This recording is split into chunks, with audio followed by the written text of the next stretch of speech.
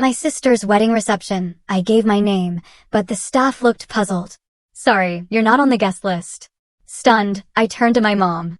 She smirked. "Did you really think you were invited? Strangers don't belong here."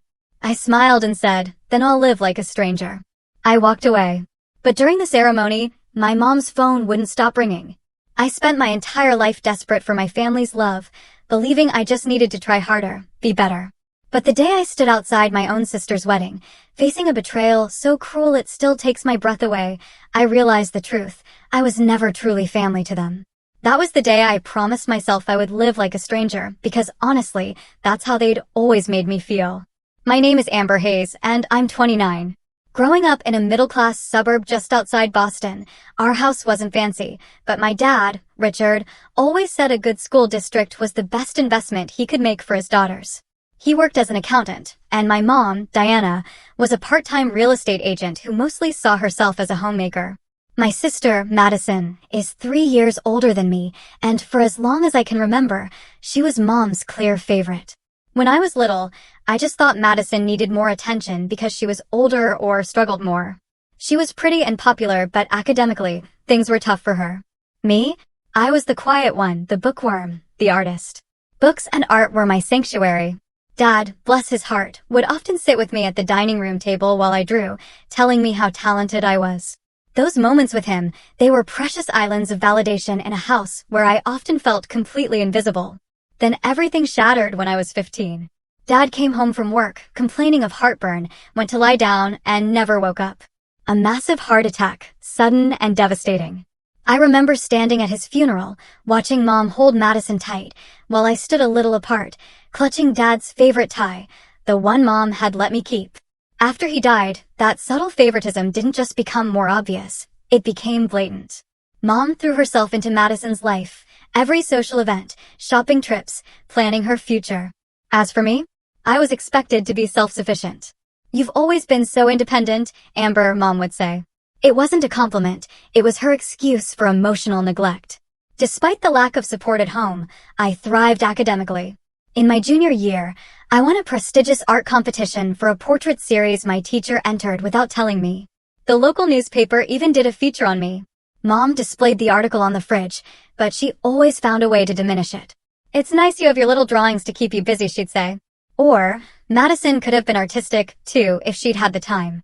But she's always been so popular." Madison's jealousy became even clearer my senior year when I got a full scholarship to the Rhode Island School of Design. What should have been a celebration turned into a source of tension.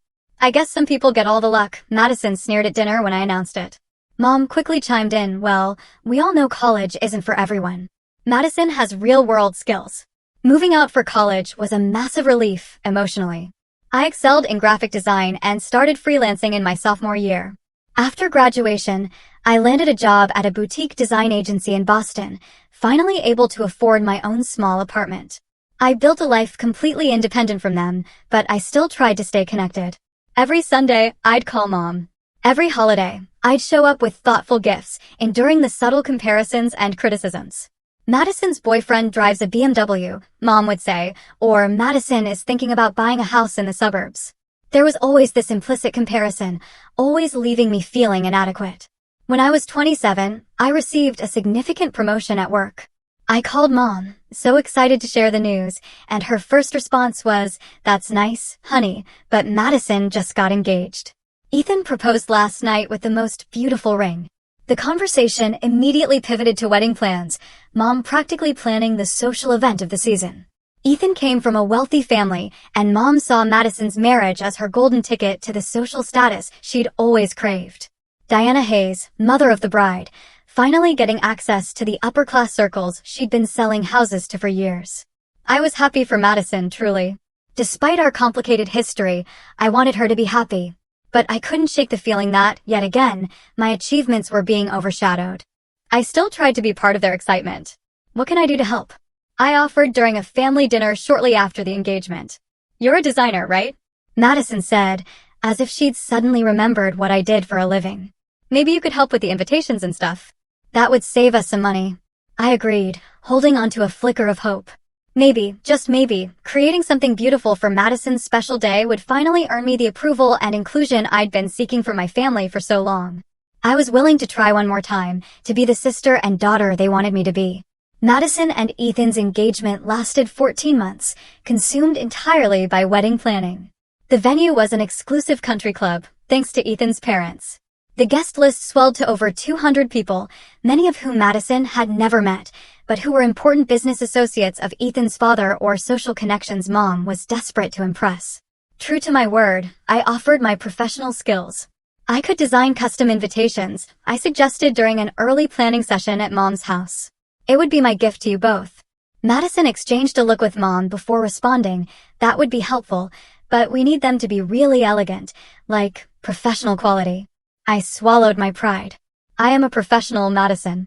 I design materials for luxury brands at my agency.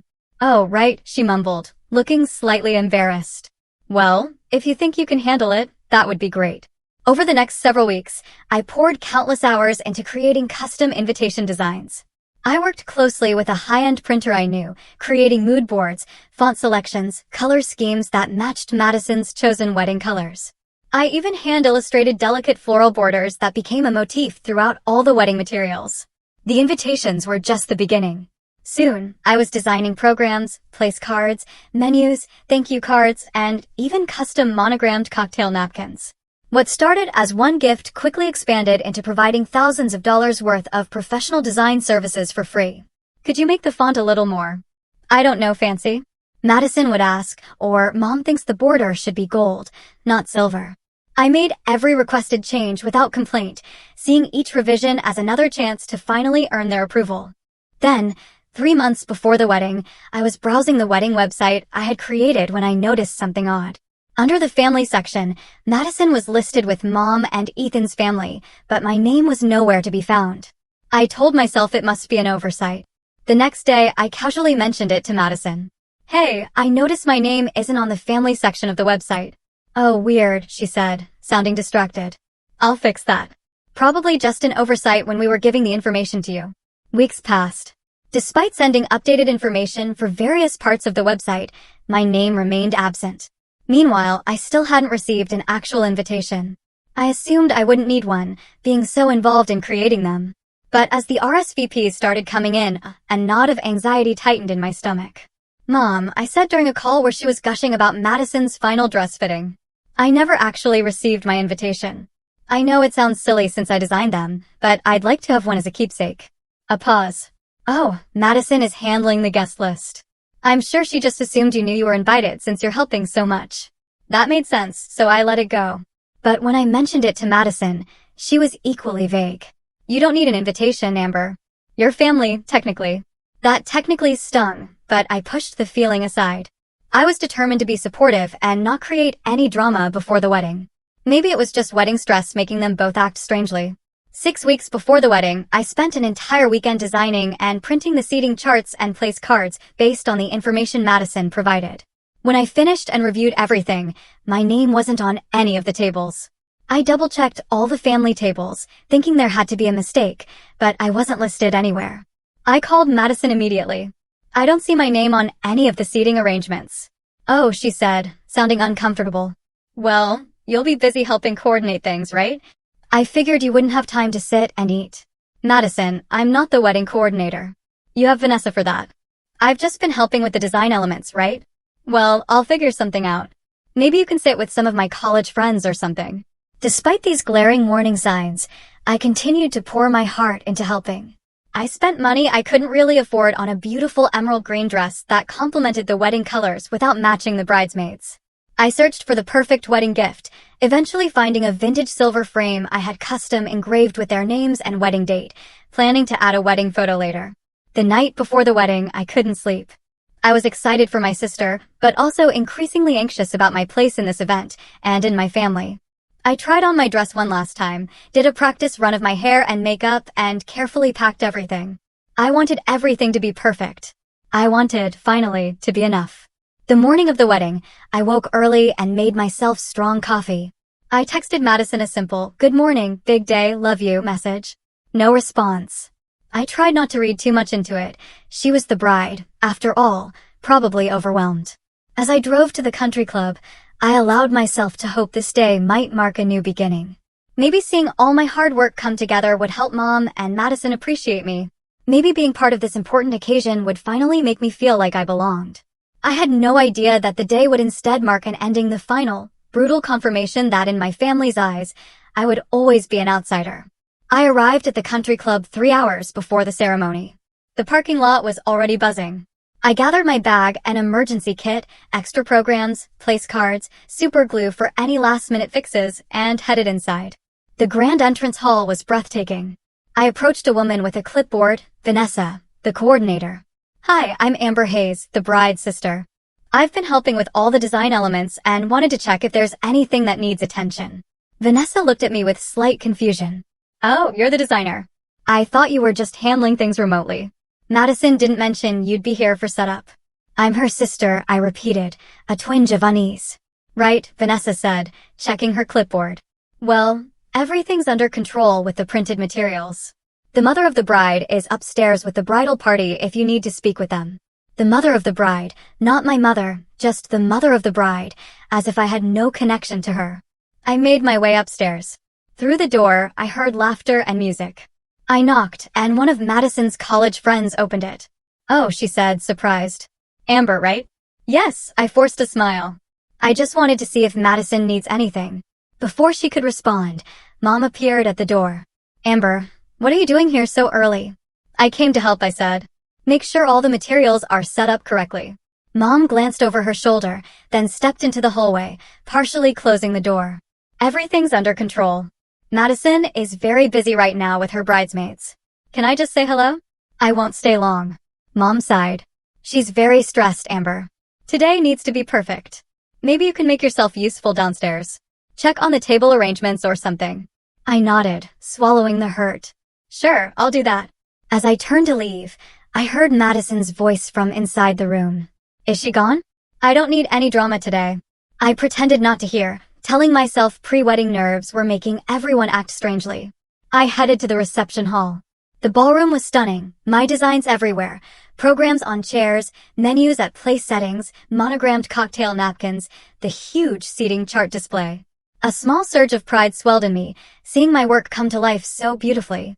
As I admired the centerpieces, I overheard 2 staff members talking. The mother of the bride was very specific about the guest list, one said quietly. "They've had to be careful about keeping certain people away from the important guests. Rich people drama," the other replied with a laugh. I moved away, telling myself they couldn't possibly be referring to me. Yet, the knot in my stomach tightened. The hours passed. Guests arrived for the ceremony. I slipped into the garden, taking a seat in the back row. No one acknowledged me or asked why I wasn't with the family. The ceremony was beautiful, Madison radiant in her designer gown, walking down the aisle on Mom's arm. Mom was crying happy tears, something I'd never seen her do for any of my achievements. After the ceremony, guests went to a cocktail hour while the wedding party took photos.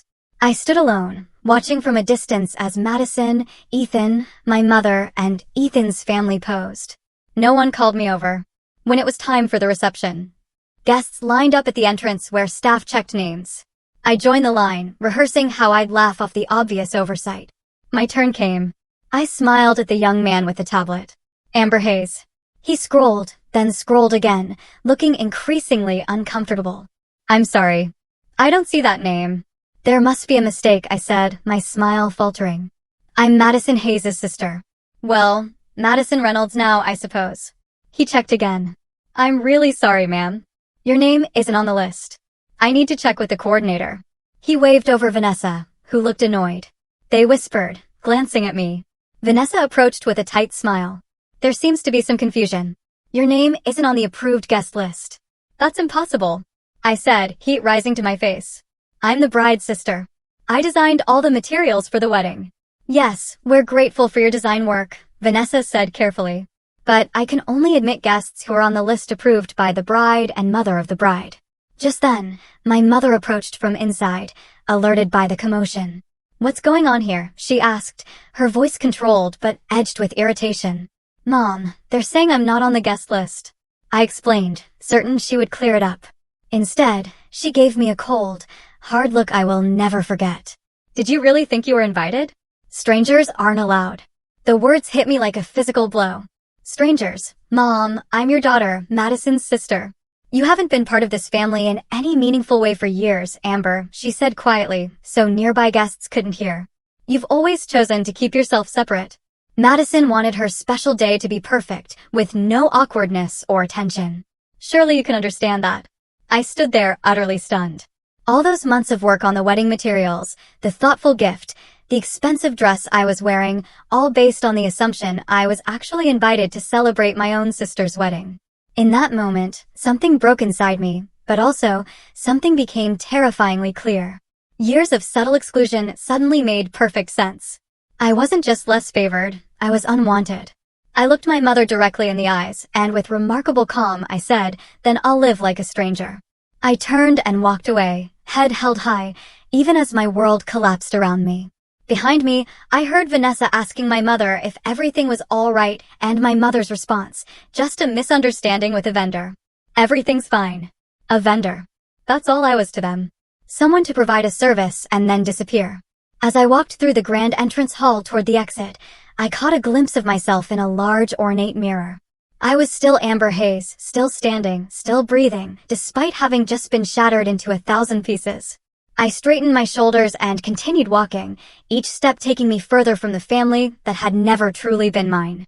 The country club's massive oak doors closed behind me with a heavy thud, punctuating the finality of what had just happened. I stood on the wide stone steps, suddenly very aware of the ridiculous green heels I'd spent too much money on. They were already starting to pinch my feet, and I had nowhere to go.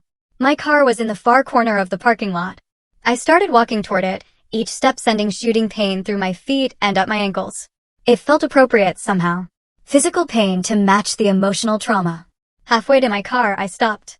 The reality of what had just happened hit me fully, and my legs simply wouldn't carry me any further. I spotted a small stone bench near a decorative fountain and made my way to it, sinking down as my composure finally began to crack.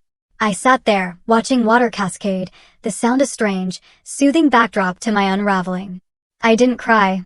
Not yet. Instead, memories began flooding back, one after another, each recontextualizing in light of this final rejection. My 16th birthday, when Mom and Madison had forgotten and gone shopping. The high school graduation party, where I'd overheard Mom telling her friends how Madison had been the one to really struggle after Dad died, with no mention of my own grief. College move-in day, when Mom had dropped me off with a quick hug, rushing back for Madison's sorority event. Every holiday where my gifts were opened with polite acknowledgement while Madison's were met with genuine excitement. These weren't isolated incidents. They were part of a pattern so consistent that I had normalized it, made excuses for it, blamed myself for it. But sitting on that bench, in my expensive dress and painful shoes, I couldn't deny the truth any longer. I had never been wanted. I pulled out my phone and called the one person I knew would come without question, Stephanie. My college roommate and closest friend. She lived about 30 minutes away, and I knew she'd been surprised when I told her I wasn't allowed a +1 to the wedding. "What's wrong?" "You sound strange," she said immediately. "They didn't invite me," I said, my voice finally breaking. "I'm sitting outside. They wouldn't let me in." "What?" "That's impossible. You're the bride's sister. Apparently, that doesn't matter. Can you come get me?" "I don't think I should drive right now. I'm already putting on my shoes." "Stay put." While waiting for Stephanie, I sat perfectly still, afraid any movement might cause me to completely fall apart. A few late guests arrived, giving me curious glances. I wondered what they saw, a woman in formal attire sitting alone by a fountain, staring into space. Did I look as hollowed out as I felt? When Stephanie's blue Honda pulled up 28 minutes later, I rose mechanically and walked toward it. She jumped out and met me halfway, pulling me into a fierce hug. "Those absolute monsters," she whispered into my hair. "I never liked your mother, but this is a new low, even for her." In the safety of Stephanie's car, the tears finally came. They weren't delicate, dignified tears, but ugly, violent sobs that seemed to tear themselves from my chest. Stephanie handed me tissues and drove in silence, occasionally reaching over to squeeze my hand. "I designed everything," I choked out between sobs. "The invitations, the programs, the place cards, everything they're using in there has my work on it. But I wasn't good enough to attend." "This isn't about you not being good enough, Amber," Stephanie said firmly. This is about them being terrible people. You hear me? Terrible people. We arrived at Stephanie's apartment, and she helped me inside. In her spare bedroom, I changed out of my green dress, carefully hanging it up, though I knew I'd never wear it again. Stephanie lent me sweatpants and a t-shirt, then made tea while I washed the makeup from my tear-stained face. Check your phone, she called from the kitchen. I bet people are wondering where you are. I hadn't looked at my phone since calling Stephanie. Now I saw several notifications, new posts on Madison's wedding hashtag, photos of the ceremony, the first dance, the cake cutting. My designs were visible in many shots, but I was nowhere to be seen. There were also text messages, not from my mother or Madison, but from distant relatives. Great seeing everyone except you today. Missed you at the wedding. Where were you hiding during the reception? Didn't see you at Madison's wedding. Everything okay? And then, a message from my mother. Your behavior was completely unacceptable. You've embarrassed the entire family. We'll discuss this after the honeymoon. My behavior. As if I had done something wrong by simply existing, by expecting to be treated like a member of the family. What does it say? Stephanie asked, returning with 2 mugs of tea. I showed her my mother's message, and her face hardened. Block her, she said. Block both of them, at least for now. I can't just, you can. You should. They don't get to hurt you like this, and then dictate the terms of your response. I stared at my phone, my finger hovering over the block button. My entire life had been spent trying to earn love and acceptance from my family. Could I really cut them off so easily?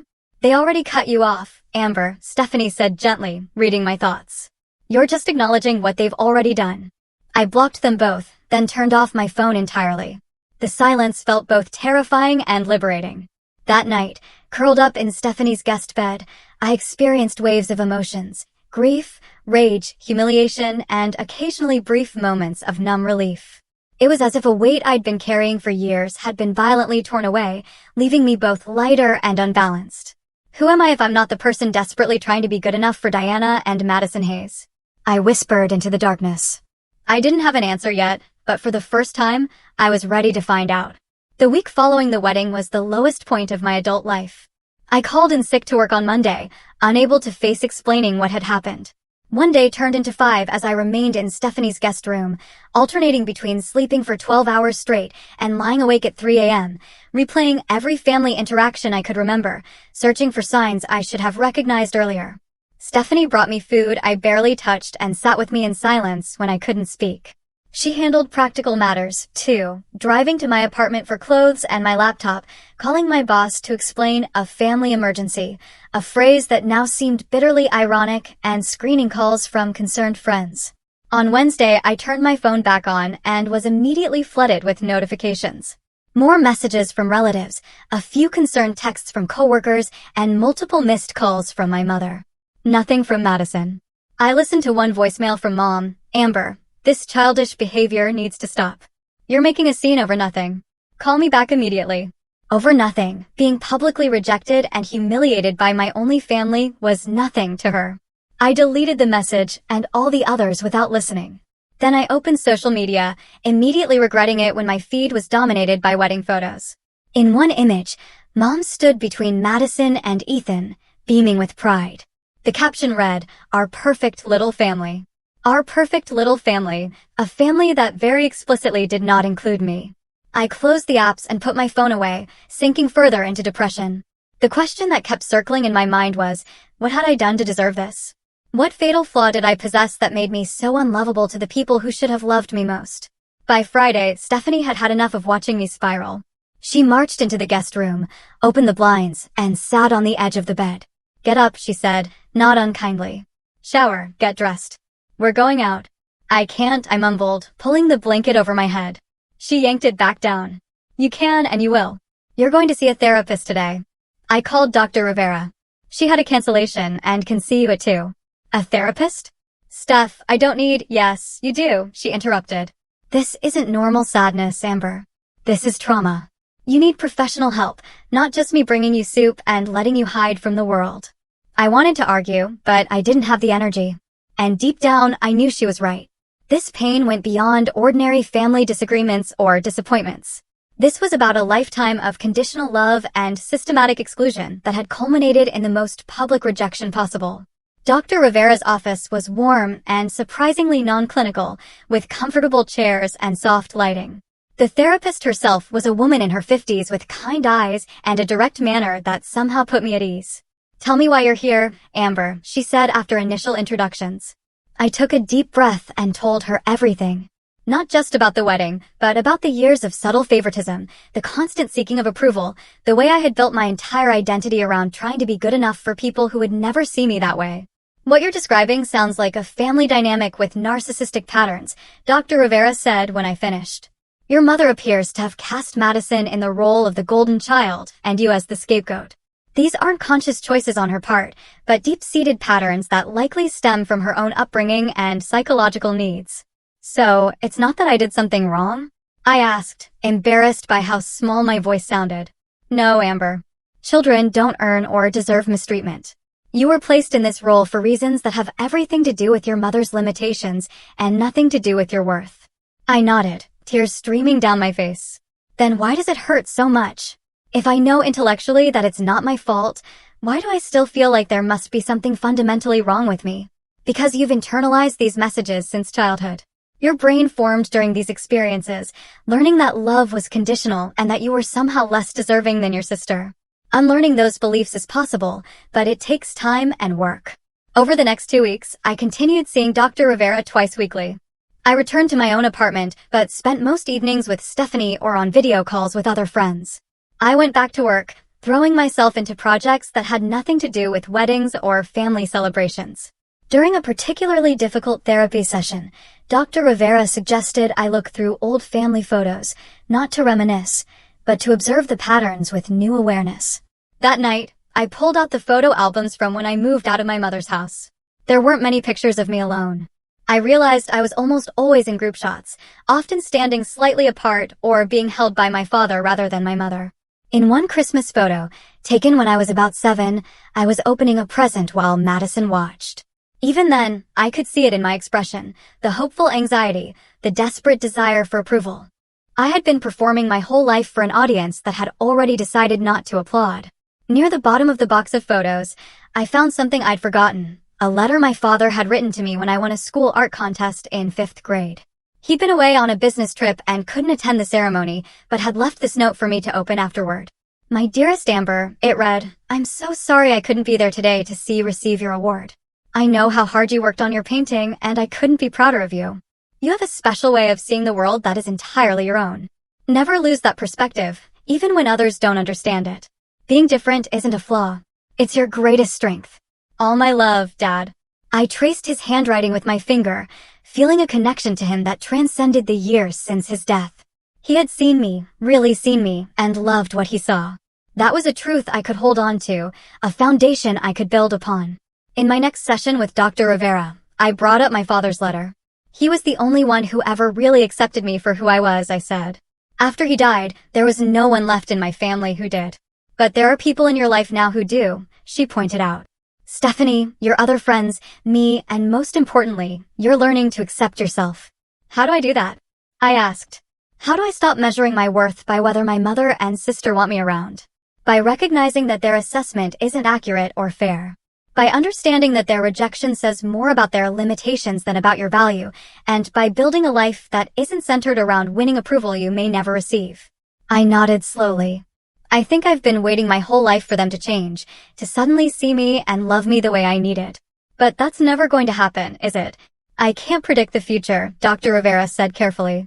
"People sometimes do grow and change, but you can't build your life around waiting for that possibility. You need to live for yourself now." That night, I researched family estrangement and toxic relationships. I joined online forums where others shared similar experiences. I wasn't alone in this pain. I realized many people had faced the devastating recognition that their families of origin couldn't or wouldn't provide the love and acceptance they deserved. Reading their stories of grief, healing, and eventually building fulfilling lives gave me hope. Many had created families of choice. Others had established limited, carefully boundaried relationships. Some had cut ties completely. There wasn't a single right answer, I realized. But what all these stories had in common was a moment of clarity. A point where the person stopped blaming themselves and recognized the dynamic for what it was. My wedding rejection had been my moment of clarity. As painful as it was, it had torn away the veil of denial I'd been hiding behind. I couldn't unsee the truth now. And while that brought grief, it also brought possibility. I wasn't the problem. I never had been. And that meant I didn't need to fix myself to be worthy of love. I already was. 3 weeks after the wedding, I was ready to take more active steps toward healing. Dr. Rivera had helped me develop a self-care routine that included morning journaling, regular exercise, and meditation. These practices weren't magical solutions, but they provided structure and small moments of peace during a time when everything felt chaotic. I returned to work full-time, throwing myself into new projects. My creative director noticed the change in my work, a new boldness and emotional depth that hadn't been there before. "There's something different about your designs lately," she commented during a review meeting. "They're more authentic, more impactful. Whatever you're doing, keep doing it." What I was doing was channeling my pain into my art, finding visual expressions for feelings I couldn't always put into words. Ironically, being rejected by my family was making me a better designer. At Dr. Rivera's suggestion, I drafted an email to my mother and Madison, setting clear boundaries for our future interactions. I didn't send it immediately, letting it sit in my drafts folder. Meanwhile, the messages from my mother continued, growing increasingly manipulative. "Your sister is devastated that you're creating this drama during her honeymoon," one text read. Another, "I raised you better than this, Amber. This silent treatment is childish and cruel." I showed these messages to Dr. Rivera. "Notice how she's flipping the narrative," the therapist pointed out. "In her version, you're the one causing harm by reacting to their actions, not them harming you with the initial rejection." Classic Darvo. "Deny, attack, reverse, victim, and offender," I said, remembering the acronyms she taught me. "Exactly. And how does reading these messages make you feel?" I considered the question. A month ago, they would have sent me into a spiral of guilt and self-doubt. Now, I just felt sad. Sad that she couldn't take responsibility. Sad that this was the mother I got. "That's progress," Dr. Rivera said with an approving nod. "Tremendous progress." After another week of reflection, I finalized my email. "Mom and Madison, I'm writing to address what happened at the wedding and to establish clear boundaries going forward. Being deliberately excluded from Madison's wedding after contributing significant time, skill, and emotional energy to the preparations made it painfully clear how you both view me and my place in this family. I need time and space to process this hurt. During this period, I ask that you respect my need for distance. Please do not contact me for at least 3 months. After that time, if I choose to reestablish communication, it will be on different terms than before. I will no longer accept being treated as an afterthought or an inconvenience. I will no longer work to earn love that should be freely given. I deserve better, and I'm finally ready to insist on it. This isn't about punishment or drama. It's about self-preservation and setting healthy boundaries. I hope someday you can understand that, Amber." I sent the email on a Sunday morning, then turned off my phone and went for a long walk in the Boston Public Garden. When I returned, there were multiple missed calls and texts from both my mother and Madison. Exactly what I'd expected. Madison's text was brief, but cutting, way to make everything about you as usual. My mother's was longer and hit all the familiar notes: guilt, obligation, denial, and manipulation. "I don't know what fantasy you've concocted in your head, but this is completely uncalled for. After everything I've done for you, this is how you repay me? By abandoning your family? Your sister is heartbroken. I'm heartbroken. If your father could see this behavior." I didn't respond to either message. Instead, I blocked their numbers, at least temporarily. It was a boundary I needed to maintain for my own well-being. The following weeks brought unexpected changes. Without the emotional drain of trying to please my family, I had more energy for other relationships and pursuits. I joined a local art collective, volunteered at a community center teaching design skills to teenagers, and reconnected with college friends. One rainy Tuesday, I stopped at a coffee shop near my apartment to work on some freelance projects. While waiting in line, I dropped my sketchbook, and a man behind me picked it up. As he handed it back, he glanced at the page it had fallen open to, a series of logo concepts. "These are really good," he said. "Are you a designer?" His name was Jason Mitchell, a photographer specializing in architectural and interior design. We ended up sharing a table and talking for over an hour. "Would you want to get coffee again sometime?" he asked as we were leaving. "Or dinner? I'd love to see more of your work." It wasn't until I was walking home that I realized he might have been asking me out, not just expressing professional interest. The thought made me pause. Was I ready for that? After a moment's reflection, I decided it didn't matter if I was ready. I was willing to find out. Jason and I began seeing each other, sometimes for professional collaboration, sometimes for dates, often for both. He was thoughtful and direct in a way that was refreshing after years of navigating my family's indirect communications and hidden agendas. When he said he'd call, he called. When he had a concern, he expressed it. When he enjoyed something about me, he said so plainly. "I like how your mind works," he told me one evening as we walked along the Charles River. "You see connections that other people miss." These simple affirmations meant more to me than any compliment I'd ever received. There was no performance required, no hoops to jump through. Jason liked me as I was, not as I pretended to be. As my personal life blossomed, I also made a significant professional decision. I began looking for a new apartment in a different neighborhood, wanting a fresh start in a place that didn't hold memories of rushing to family dinners where I'd feel excluded, or returning home dejected after another disappointing interaction. I found a sunny one-bedroom in Jamaica Plain, further from my office, but in a vibrant community with more artists and creative professionals. The move was both physically exhausting and emotionally liberating. Each item I packed represented a choice about what to bring into my new life and what to leave behind. In my new space, I created a home office that doubled as a studio for personal creative projects. I painted the walls a soft sage green that made me feel calm and grounded. I hung art by local artists I admired and friends whose work inspired me. I made every decision based solely on what I wanted, not what anyone else would think. 3 months passed, then 4. The holiday season approached, traditionally a time when family obligations would have dominated my thoughts and schedule. My mother emailed, ignoring the boundaries I'd set. "Thanksgiving dinner will be at 3 p.m. Madison and Ethan will be there. I expect you to put this nonsense behind you and behave like an adult. Family is family." I drafted and redrafted my response several times before settling on, "Thank you for the invitation, but I won't be attending Thanksgiving this year. I wish you a pleasant holiday." It was polite but firm. No explanations, no apologies, no opening for negotiation. Instead of the traditional family Thanksgiving, I accepted Stephanie's invitation to a Friendsgiving gathering. Jason came too, meeting my closest friends for the first time. We ate too much, played board games, and laughed until my sides hurt. Not once did I feel I was performing or seeking approval. Not once did I feel less than or unwelcome. As the evening wound down, Stephanie pulled me aside. "How are you really doing with everything?" I considered the question carefully. "I'm doing authentically," I finally said. "Sometimes that means I'm sad or angry. Sometimes it means I'm happier than I ever remember being. But it's all real now.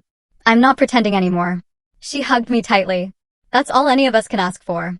The wedding rejection that had once felt like the end of my world had become the beginning of a new one. A world built on genuine connections, clear boundaries, and the radical notion that I was enough exactly as I was. 1 year after Madison's wedding, my life had transformed in ways I couldn't have imagined during those dark days. My design business was thriving. I had left the agency to start my own boutique studio specializing in branding for small creative businesses. My relationship with Jason had deepened into something solid and nurturing. My apartment had become a true home, filled with art, plants, and frequent gatherings of friends. I still saw Dr. Rivera monthly, now focusing less on crisis management and more on continued growth and occasional navigation of family situations. The work we'd done together had helped me develop what she called an internal validation system, the ability to assess my own worth without relying on external approval, particularly from my family. This new foundation was tested when, 13 months after the wedding, Madison called me out of the blue. I had maintained minimal contact with my family, exchanging brief civil emails around holidays and birthdays, but nothing more. Seeing Madison's name on my phone screen sent a jolt of anxiety through me, but it was milder than it would have been before. I answered with a simple, "Hello, Madison." "Amber." Her voice sounded strained. I need to talk to you." "I'm listening," I said, keeping my tone neutral. What followed was unexpected. Madison's perfect marriage was in trouble. Ethan had been working constantly, leaving her alone in their expensive suburban house. My mother had been pressuring them about starting a family, adding tension to an already strained relationship. Madison was miserable and didn't know who to turn to. "Mom just keeps saying I need to be more understanding about Ethan's work hours, that all successful men are busy," she said, her voice breaking. "She says I should be grateful for the lifestyle he provides and stop complaining." I recognized the pattern immediately, our mother prioritizing status and appearances over genuine emotional needs. For the first time, Madison was experiencing what it felt like to have her feelings dismissed. That sounds really difficult, I said carefully. I'm sorry you're going through this. I thought about what you said in that email last year, Madison continued, about not accepting being treated as an afterthought, about deserving better. She paused. I didn't get it then. Maybe I'm starting to now. It would have been easy to respond with bitterness or righteous satisfaction. Part of me wanted to say, how does it feel to be on the receiving end for once? But that wouldn't help either of us move forward. Instead, I said, it's never too late to start recognizing your own worth, Madison. We talked for nearly an hour, not as close sisters picking up where we left off, but as two adults, cautiously building something new. I listened more than I spoke, offering support without overcommitting. When she asked if we could get coffee sometime, I agreed, but suggested a public cafe rather than either of our homes. After the call, I sat in my window seat, watching the autumn leaves swirl in the courtyard below. I felt strangely peaceful. Madison's reaching out didn't erase the past harm, but it suggested the possibility of a different future. Not the idealized family reconciliation I once would have desperately wanted, but perhaps something more honest and ultimately healthier. The coffee meeting with Madison was awkward but civil. We stuck to safe topics, mostly her work as an event coordinator, my new business, neutral childhood memories involving our father. As we were leaving, she hesitantly mentioned Thanksgiving. Mom's expecting everyone at her house as usual, she said. Would you consider coming? Ethan and I would be there, and his parents. I had prepared for this question. I appreciate the invitation, Madison, but I'll be hosting my own Thanksgiving this year with friends. You and Ethan would be welcome to join us if you'd like to try something different. Her surprise was evident. You're hosting Thanksgiving? Yes. It won't be as formal as Mom's, but the food will be good and the company will be warm. Madison didn't accept my invitation, which didn't surprise me, but the fact that I had extended it on my own terms, from a place of strength rather than need, felt significant. My mother's reaction to hearing about our coffee meeting came in the form of a lengthy email, alternating between statements like, I'm glad you girls are finally putting this nonsense behind you, and subtle digs like, I always knew you'd come around eventually when you were ready to be mature about things. In the past, I would have analyzed every word, looking for genuine approval while internalizing the criticism. Now, I simply noted the familiar patterns and responded with a brief, I'm glad Madison and I had a chance to talk as well. I hope you're doing well. The shift in my response to my mother wasn't lost on Jason, who had witnessed some of my earlier reactions to family communications. You used to get so anxious whenever your mom contacted you, he observed one evening as we cooked dinner together. Now you just seem, I don't know, unaffected. I considered this as I chopped vegetables. Not unaffected, exactly, more like I see her clearly now. I understand her limitations. I know her approval isn't necessary for my happiness, and her disapproval doesn't determine my worth. Jason smiled. That's a big change from the woman I met a year ago who apologized for having opinions about where we should have dinner. He was right. The woman I'd been before the wedding rejection had been so afraid of disapproval that she'd made herself small, avoiding conflict at all costs. The woman I was now understood that healthy disagreement was part of authentic relationships and that true connection required showing up as my full, imperfect self. As another holiday season approached, I made good on my plan to host Thanksgiving. Our guest list included Stephanie and her boyfriend, Jason, several friends from the art collective, 2 former colleagues, and a few neighbors. Madison and Ethan declined, as expected, but to my surprise, they sent a lovely bottle of wine and a handwritten note wishing us a happy holiday. The day was chaotic and wonderful. Too many cooks in my small kitchen. A turkey that took longer than expected. Spirited debates about movies and books, board games that got increasingly competitive.